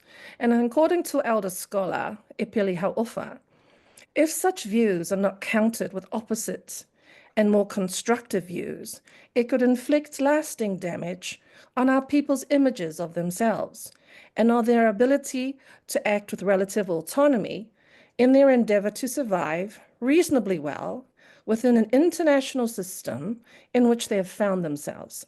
It is a belittling view, it is a belittling view, this small island perspective. And in this presentation, I would like to share with you some of the ways some of us conceptualize or how we know and experience ourselves in this part of the world. Excuse me. Now, as these particular Pacific or Moana or oceanic academic wayfinders have described, in this particular research they have done, they use these words which have developed over the past 5 decades. And you might find work from Pacific academics, writers, and artists. They may use the term Pacific to refer to the collective, or Pacifica, or Moana, and Oceania, excuse me. And may I say not Moana because of the Disney movie. All right, so let's take that out of one's thinking, okay? In terms of ourselves as Pacific Islanders, these terms capture our past, our present, and that mighty ocean that connects us, our nations, our region, ourselves relative to the rest of the world. It's also acknowledgement that with such a diverse group of peoples, we will have diverse experiences and perspectives of our realities will be very different. And so in this particular presentation, I too will be using this term interchangeably. just to reassure Yun Yang. Okay, so if you see something, a slide labeled Moana or Oceania or Pacific, I'm referring to the same thing. I'm just sort of practicing what these particular writers are doing in terms of their research and writing. Again, one of our elder scholars, Epeli Hau'ofa, mentioned it before. When it comes to this notion of globalization, our peoples have been enlarging their worlds, and he coined the term world enlargement. We've been doing globalization for a long time. But when we think in terms of our families and their reasons for moving, if there are families, if I were to map my world via my extended family, I would include countries like New Zealand, Australia, the United States of America, in addition to my homeland of Samoa. We are connected through modern technology, and we maintain our family ties through remittances, as well as what Hau'ofa described as counterflow of cultural wealth. Our wealth in terms of fine mats, our wealth in terms of quilts, our wealth in terms of traditional products, and the more contemporary items that we've appropriated and incorporated as part of our cultural exchanges. And when we move and travel and visit one another, we take these things with us too, for weddings, for funerals, and so forth. So our family networks become incredibly tight, and our families are huge relative to perhaps a Western construct of family unit. So conceptually, our worlds are large in terms of geography and space. And we carry and continue not just our cultural relationships, but also sharing new knowledges and experiences of the world. Now, when it comes to some of those conceptions, as I mentioned, there's Oceania, and it was taking an existing Western construct and layering it with a different way of our own perspective. Albert Wendt, a Samoan writer, almost 50 years ago, his conceptualization of only Oceania provided readers, people with a powerful metaphorical vista of Pacific potential and possibilities.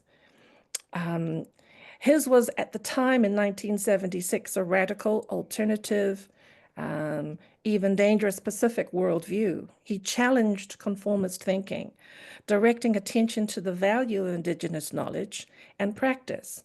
And a lot of his words weren't so much directed to any Western, forces, but to our own people who had become very taken on board these colonial ideas and we're conducting in our newly independent nations. We're planning our whole economies and societies unquestioningly according to what the former colonizers were advising them to do. He challenged thinking. He argued that we must, I quote, discover and affirm our faith in the vitality of our past, our cultures, our dead, so that we may develop our own unique eyes, voices, muscles, and imagination. And his ideas, and this particular essay from which he expressed himself, have endured over the past five decades. When it comes to Oceania and Epeli Hau'ofa, his emphasis was on the connection of the sea, rather than disparate bits of islands. Our worlds, our traditional worlds, included the sea and connected us to one another via the sea. Our worlds also encompassed the underworlds where our dead went, and the heavens where our gods lived. Our worlds were anything but small. His essays promoted a stronger and freer Oceania in terms of ourselves as people of the sea. And according to the University of Hawaii Press, how author believed that only through creative originality in all fields of endeavor can the people of Oceania hope to strengthen their capacity to engage the forces of globalization. A more recent construction is Moana, and it came before the Disney movies. Moana is a Polynesian term amongst the Polynesian languages for the ocean or the sea. So people of the Moana.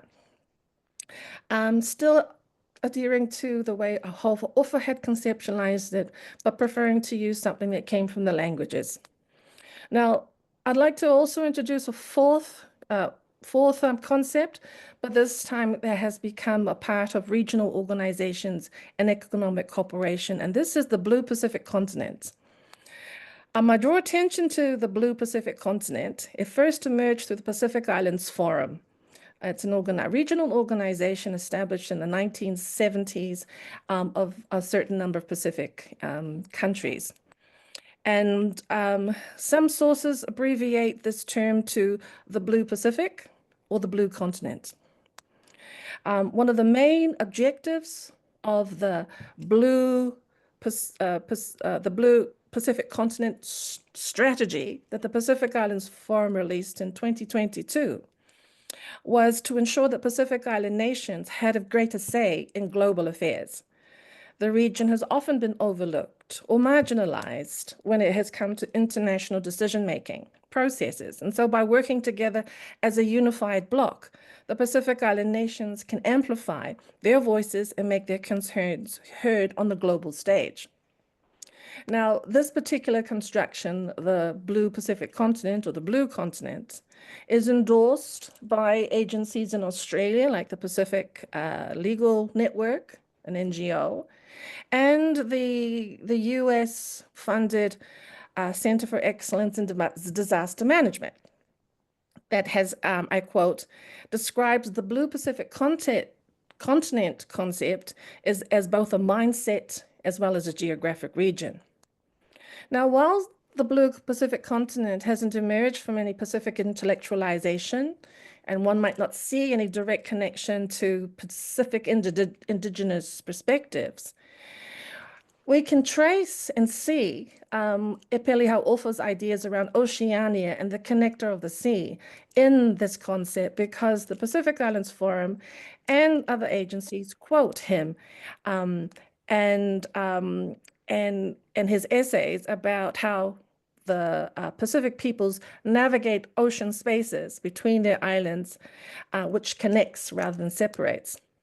And I'd like to— Tanya, for interruption. Could you please conclude? Your time is up. Okay, thank you. I just want to make a connection and conclude with, as you can see with this particular slide, taking our general understandings, definitions which are out there around global citizenship, tied to the United Nations, and some ideas here in terms of how to make it more Pacific-centric, in terms of existing beliefs and values and understandings. And in the last slide of all, I too have taken what my colleague, Professor Chen, in terms of those three familiar, I think they're often referred to as domains of learning. And I have, in terms of Samoan concepts and ideas, tried to make a sort of an adjustment, an amendment, and connect them together. I'd like to end finally and to draw on what when Professor APCEIU was talking about the local and the global, because I'd like to add something else, a third component there for an area like the Pacific. Yes, there's local, and then there's regional, and harnessing the regional in terms of cooperating as a region, as a family, in order to respond and engage with the global. So thank you very much to my colleagues for your presentations, which have even added to how I have been thinking and trying to contextualize these ideas in terms of this region. Thank you very much. Thank you very much, Dr. Samu, for sharing your valuable insights and also for representing the Pacific countries. Last but not least, Professor Tipapan Chosbasti will be giving a presentation on tolerance, interdependence, and GCED from a Buddhist perspective. Let's welcome her with a round of applause.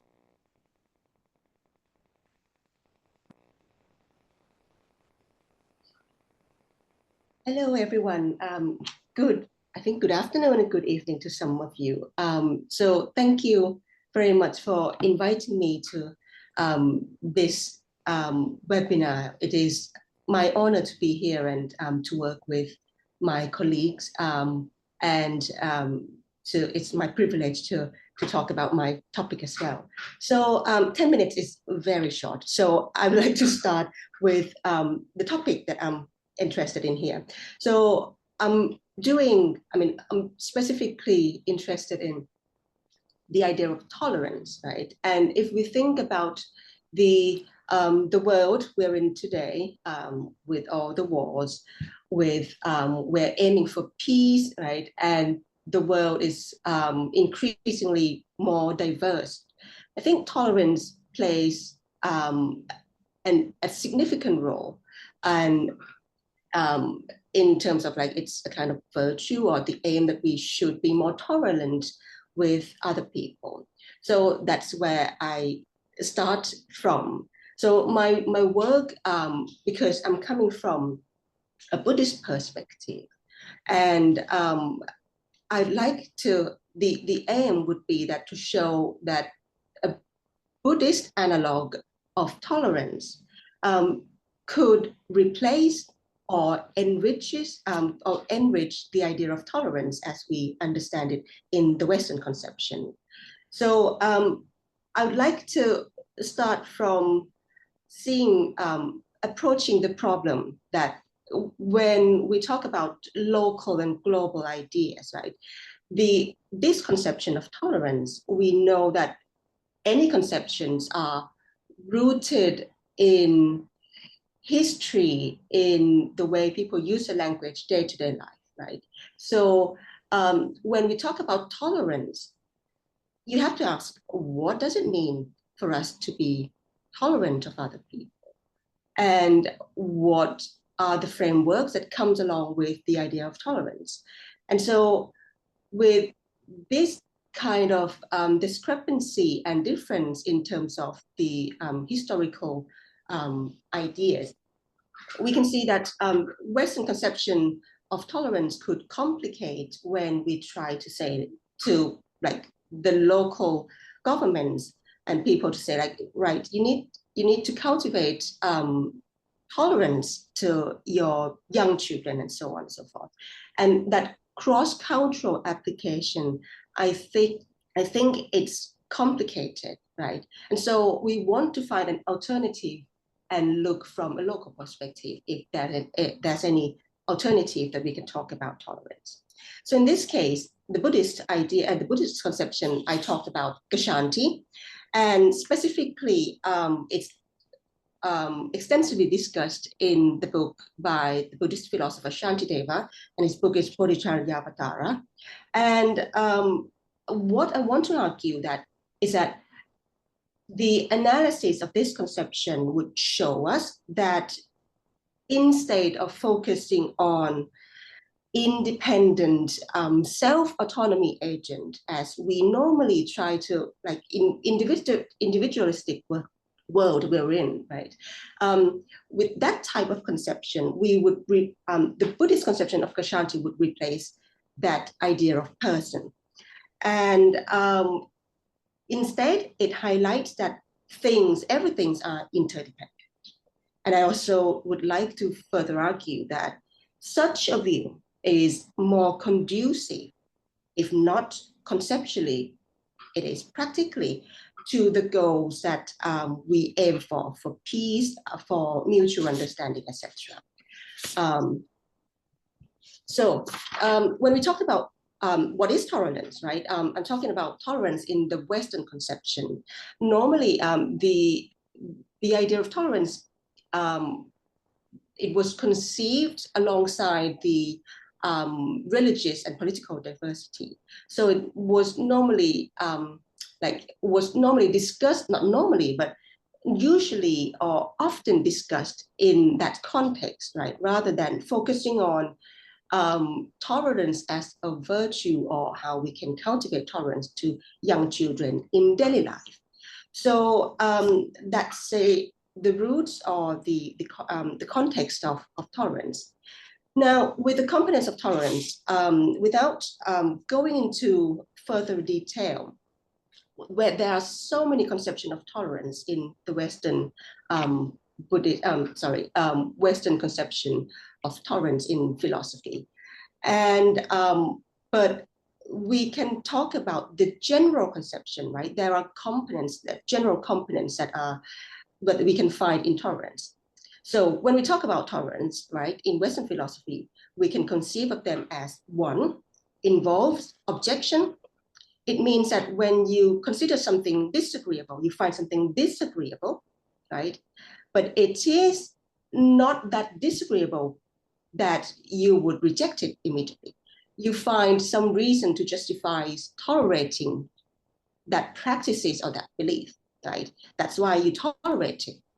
But then at some point, if that toleration is at its limit, right? When certain practices are beyond our acceptance, then we find the rejection component. So in my chapter, I wanted to show that this type of conception of tolerance, right, in the end, it leads to at least, two aspects, two problems. One side is conceptual problems, and the other side is a practical problem.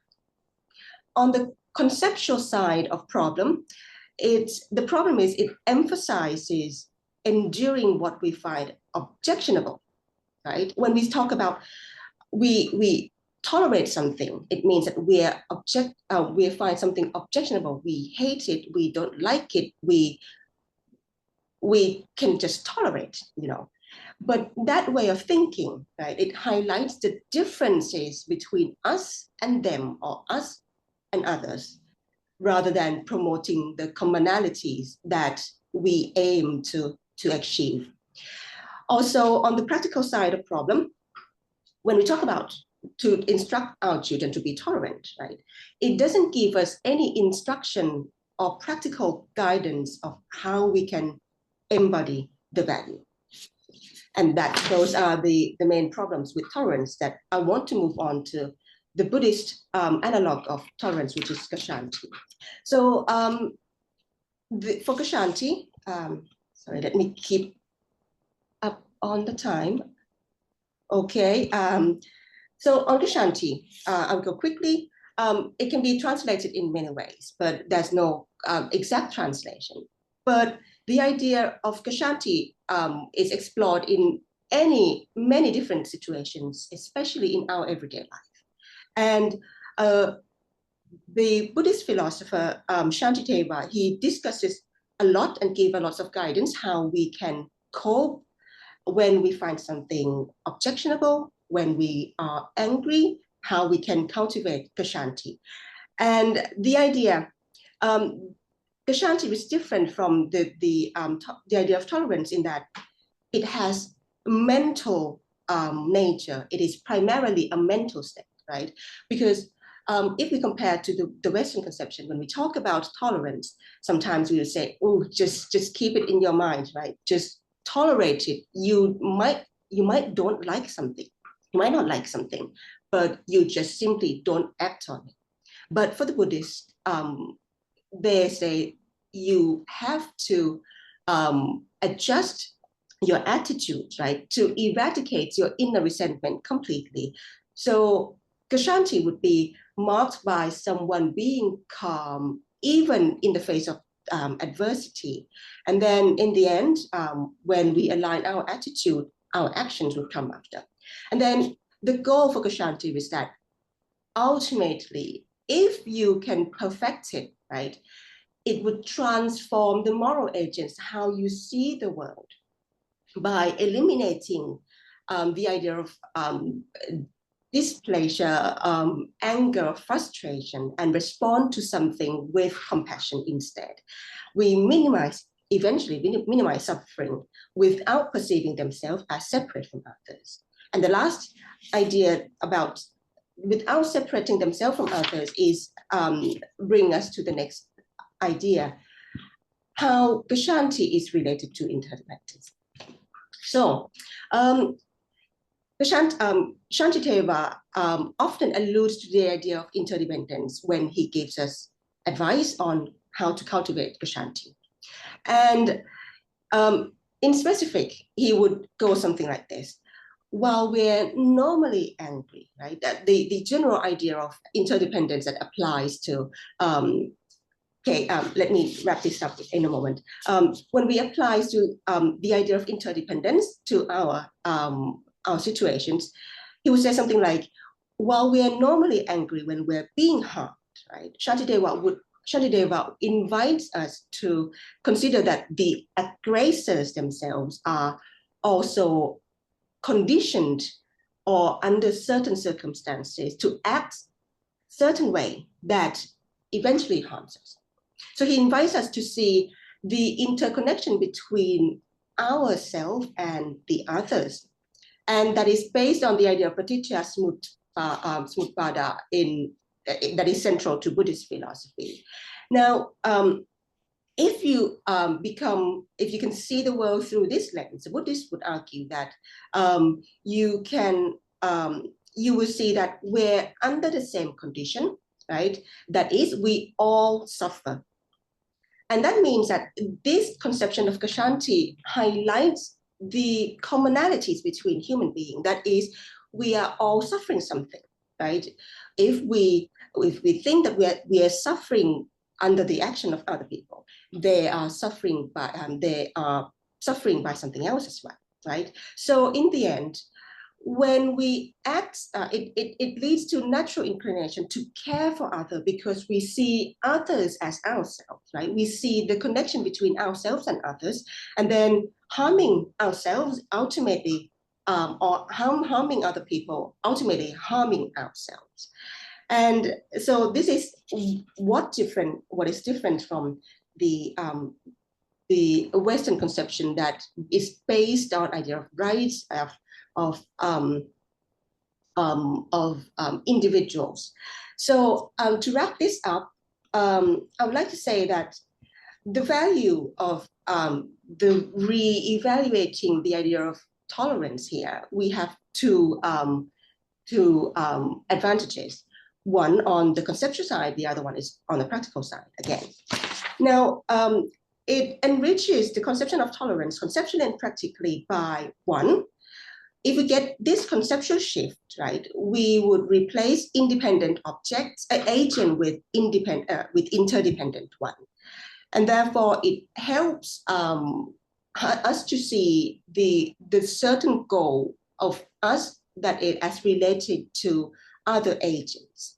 Okay, and the conceptual shift here would help us foster international solidarity, see mutual suffering, respect other people, and by seeing that we're all interconnected in our well-being. And also on the practical side, at practical advantage, I would say that it is more accessible in a way, because if we understand tolerance through interdependence, right? It's this conception of interdependence is more concrete, is more relatable than the abstract notion of tolerance.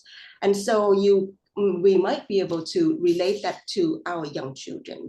And I think the rest, whether it works or not, would I would like to see if our educators would pick it up and try and see if that would help cultivating global citizens that become more tolerant. I think that's it for my presentation. Thank you everyone for listening and paying attention to my presentation. And I look forward to any questions that you would have for me. Thank you. Thank you, Dr. Cho Sabasti, for your insightful presentation. So she introduced a concept of Shanti, which is tolerance from Western concept, but she provided the Buddhist perspective to reimagine GCED through these concepts. So now we will begin the second Q&A session related to the three presentations given by Dr. Mukherjee, Samu, and Cho Sabasti.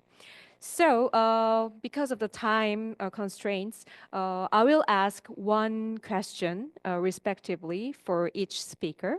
So firstly, we would like to ask Dr. Samu, what philosophical, cultural, or historical elements should be included in defining GCED from an Asia-Pacific perspective as an entry point to implement GCED locally? Could you please share your thoughts on this?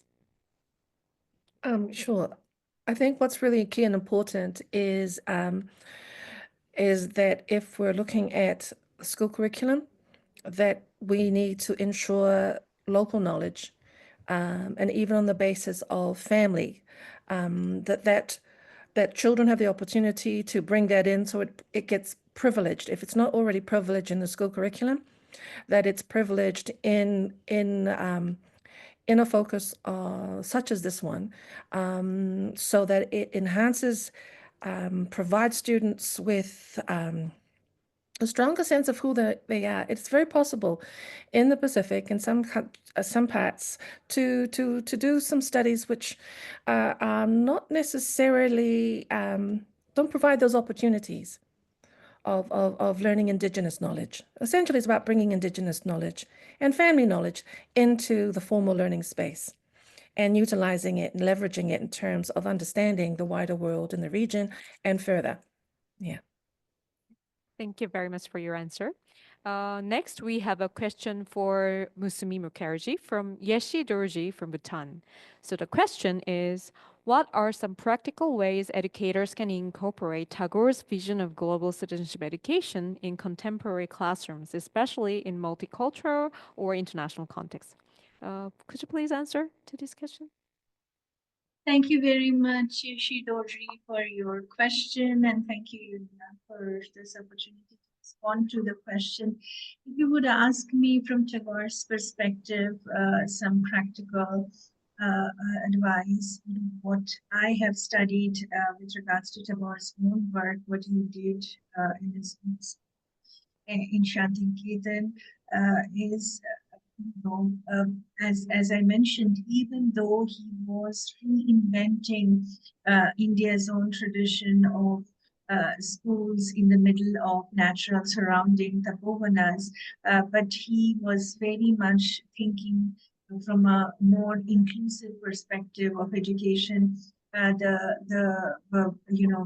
has been a lot of critiques of so-called Brahminical ashram schools, which catered to only male students from a certain caste class background. But Tagore reimagined in his own during his own times. He reimagined India's own tradition to recreate these ashram schools. Which was inclusive of students from diverse backgrounds, including gender, different backgrounds of, caste, class, religion, gender, so that children would sit together, they would study together. And, there was this custom, and there's archival evidence to show that, and this is, I know, a common practice in schools in Japan, children would serve each other meals during lunchtime.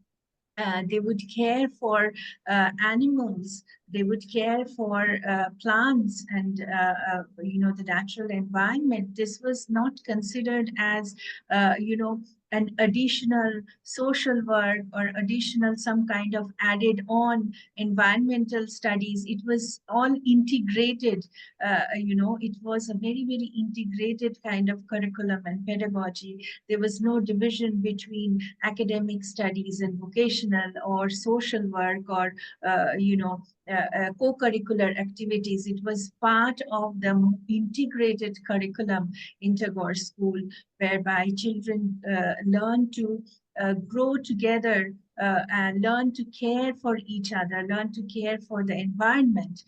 So that's what would be my response to your question.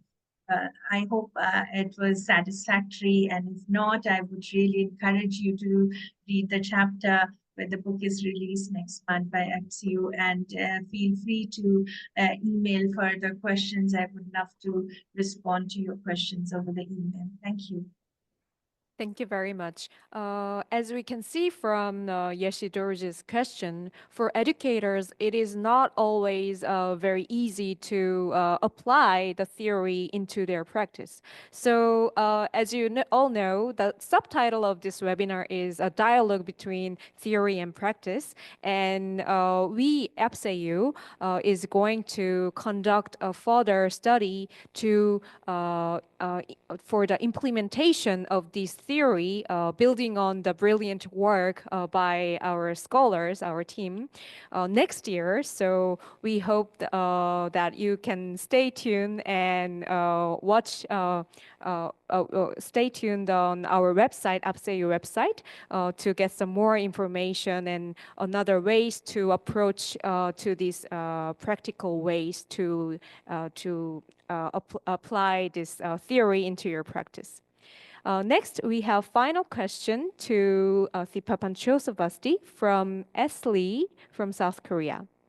The question is, non-religious, non-Buddhist countries might face difficulties in accepting the Buddhist philosophical concept of Shanti. What might be the ways to persuade people? Could you please answer? Thank you for the question. I think that's a very good question, and rightly so to raise. I think in my argument, I would say that the teaching of Shanti can be replaced by the teaching of interdependence. Okay, so if we approach the teaching from cultivating the idea, the understanding of interdependence, which I believe is one of the understandings that UNESCO and GCED aims to cultivate in young people and in global citizens as well. There's nothing that is very Buddhist in specific or religious in specific, right? Because once we take the term, the name of Shanti out of the picture, if we practice seeing things as interconnected, right, we would see how our suffering, how our existence affects others, and also being affected by others, and others are in the same conditions as well. So I think even if we want to say that this is very specific to Buddhist philosophy, I think we can kind of distinguish them into two parts, right? Because if we go into detail, there could be some clash in metaphysical pictures of a self-independent self, of their self-righteous human rights, and so on and so forth, with the Buddhist picture of reality that there's no self, right? Some people would raise that argument. But let's put that aside for now. Even if we don't want to accept the Buddhist picture of metaphysics, we can see that in practical terms, this is pedagogically viable.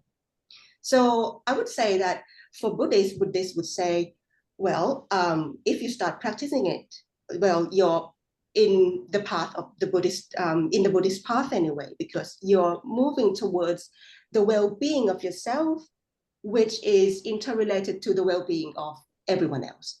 So I think if we focus on the idea of interdependence as the kind of the entry conception to approach tolerance, then I think it doesn't take much to convince people. Thank you. Thank you very much for your answer. Thank you to all participants for your questions and comments, and as well as stimulating discussions and responses from the panelists. As we come to the end of this webinar, we will now listen to closing remarks from Ms. Ji Sun-mi, Acting Head of the Office of Research and Development at APCEIU. Ms. Ji, the floor is yours.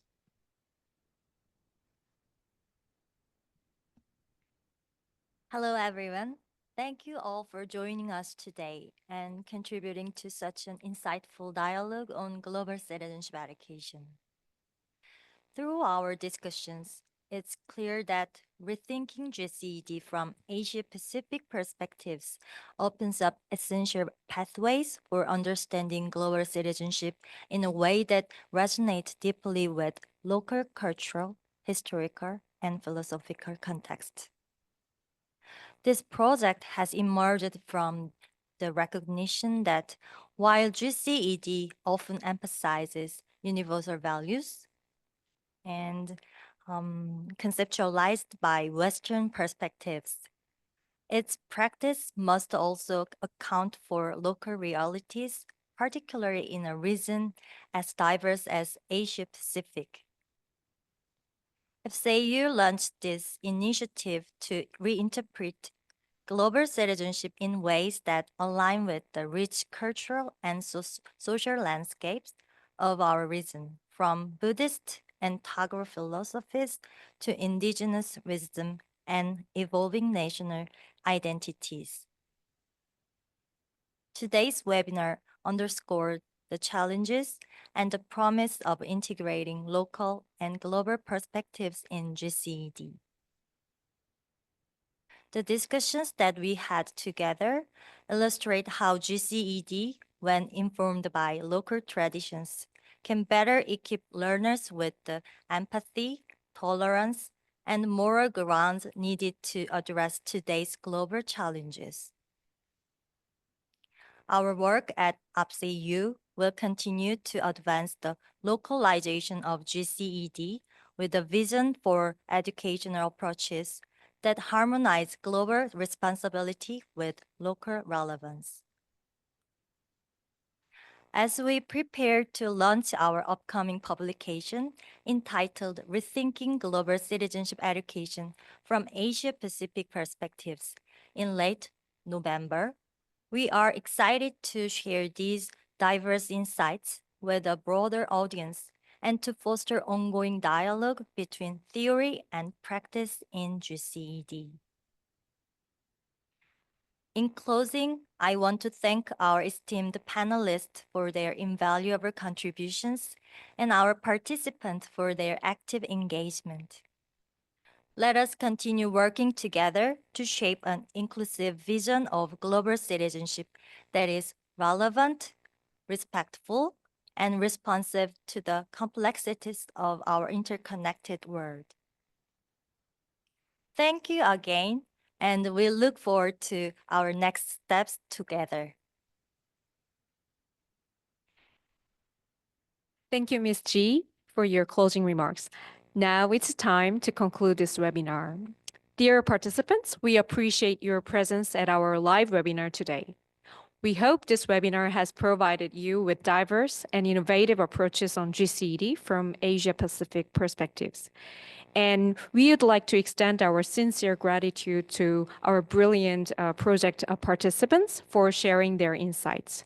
Also, some of them could not attend today's webinar, but we also have Susan Chu, Tanya Said, and Jun Teng for this project. And you will be able to read their very intriguing chapters once our book is released. Thank you, everyone who has joined the webinar today. Have a nice day.